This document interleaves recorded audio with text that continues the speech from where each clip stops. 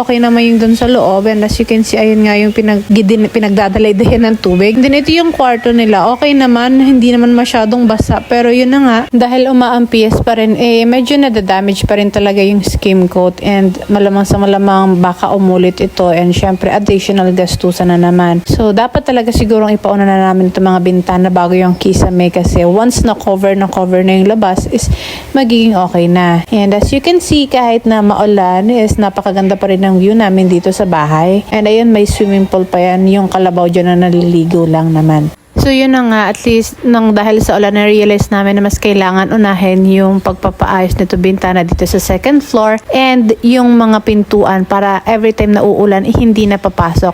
So syempre kapag medyo mataas na yung sahig hindi na papasok yung tubig, and kailangan rin siguro talaga na mas mataas yung dito sa sala-sala niya sa second floor and mababa naman yung tiles dito sa terrace.